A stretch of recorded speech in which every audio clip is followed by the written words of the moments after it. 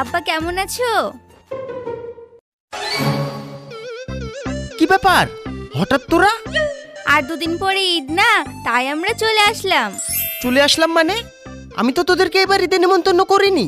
আরে শ্বশুর আব্বা, আপনি নেমন্তন্ন করতে ভুলে গেছেন বলে কি আমরা আসতে ভুল করব? তুমি নেমন্তন্ন করনি তো কি হয়েছে, মা আমাদেরকে ফোন করে ডেকেছে। কি তোর মা ডেকেছে? হ্যাঁ। কই রে শ্বশুরের বেটি? কি হলো?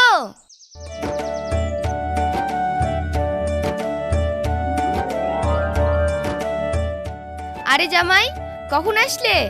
এই তো শাশুড়ি মা, এখনই আসলাম। ভালো আছেন? হ্যাঁ বাপ, ভালো আছি। আসো, বাড়িতে আসো।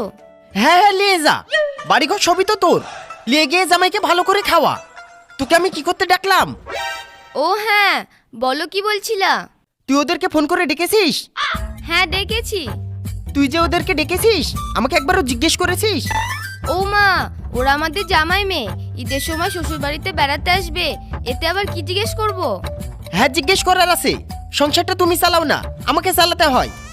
আরে শ্বশুর আব্বা, আপনি অত ভয় করেন না।